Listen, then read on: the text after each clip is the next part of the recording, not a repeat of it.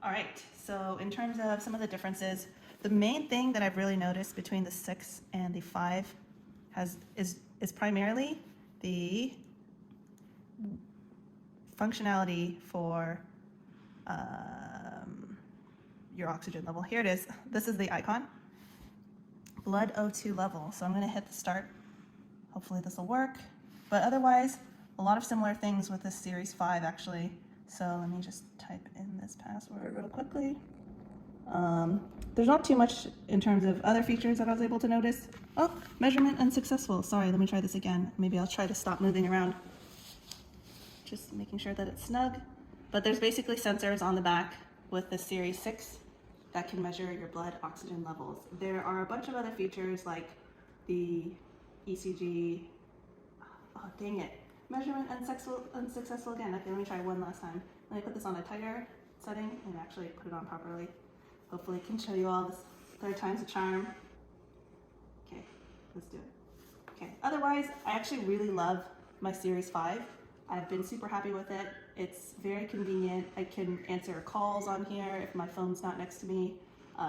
You can even go swimming with it and turn on the waterproof setting. Oh no, I'm sorry, this is not working. But basically the only real difference that I've seen so far is the oxygen level. But let's try this one last time. Hopefully I can show you all. Otherwise this will be so sad, apologies. But otherwise I haven't really noticed too much different. There's a bunch of other features that are already on the, dang it, sorry. It's okay. But anyways, in terms of just using the watch itself, I actually really like my Apple Watch, even though this was not the best review. But this is just to show you all the sizing difference. This is the 44. This is the 44, sorry, and this is the 40. You can see kind of the size difference and the finishes with the stainless steel silver and the aluminum silver. And that's pretty much it. Otherwise, they are probably pretty similar, some slightly different watch faces, but otherwise it's pretty much the same. Some of my favorite things about the watch are getting notifications, of course, for our calendars. What else do I like about it? I have been using it for about a year. I like to track my exercise. So today you can see I was up. These are the hours that I was standing, and it gives you reminders. These are the times you're exercising. These are your movements. Stood for 9 out of 12 hours today. How many total steps, distance. I did a cycle, and it tracked my little 7-mile cycle, and I did a little hike, 2-mile hike. And it's pretty cool. They have little rings that show you how much of your exercise you've accomplished today, weather, temperature, date, stopwatch, your menstrual cycle. You can easily track it here. This is the button you hit to start your exercise, start tracking your, it even tells you your distance, time, even elevation gains, average pace, calories burned. So we actually got it to work. Showing my blood oxygen level, 97%. I'm gonna try it again. And basically what I found is because this size face is actually much too big for my wrist, it's probably not being able to hold against my body properly enough. So if you have a small wrist, blood oxygen 100%. That's the first time I've seen it on this. Okay, well, if you have a small wrist, I highly recommend the 40 millimeter as opposed to the 44. I'll even show you, I have a little tape here. So in case you want to compare your size wrist with mine, here you go.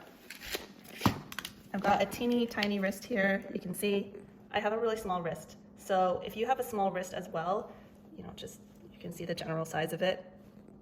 But this 44 millimeter, it was a little bit too loose, so I wasn't able to get my blood oxygen level results. I'm actually on the smallest setting right now for this watch. So definitely get the 40 millimeter. If you've got a small wrist like me, you might be having trouble getting the right results because your wrist is too small for the sensors to be touching properly.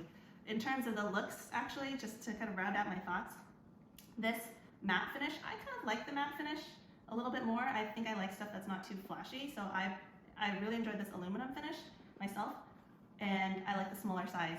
I didn't realize that the big size would actually have trouble picking up my vitals, but it seems to work now and on the smallest setting.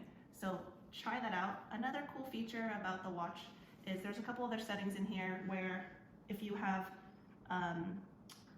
there's actually a setting in your watch you can set in case you fall suddenly. So this is good if you've got maybe older relatives or even just yourself if you're like really active, like biking or something like that. You can actually set a setting so that your watch will call people your trusted contacts if you have a sudden fall. It'll give you a notification. It'll tell you, did you just fall? And then you'll say like no or something like that. And if you don't say no soon enough, it'll actually notify your relatives. And then there's one other cool feature which I think is kind of worth noting on the watch.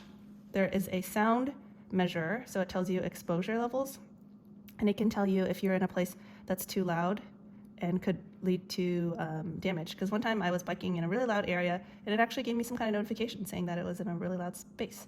So that's pretty cool. Yeah, really enjoy the watch otherwise. I'm really happy with it. You can see this bedtime feature is actually something that's relatively new, and you can see what time I was asleep from. And then what time I woke up, I had to wake up in the middle of the night. There happened to be a car accident outside my house in the middle of the night, so you can see it woke me up at this point. But it shows you kind of your average sleep time. I mean, it's not as granular as a Fitbit that can tell you, you know, REM sleep and different types of sleep or sleep quality, but it just generally tells you when you're asleep. So this is actually a pretty new feature, and I didn't find out about it until probably a more recent update, and it's pretty cool. So I've been tracking my bedtime. One other quick tip is if you are sleeping and using your watch during your sleep, your watch battery may run out. So when I'm sitting at the computer doing work, I'll charge my watch. And then when I'm in the shower, I'll also charge my watch so that I'll have enough battery to do stuff during the daytime and enough battery to use overnight.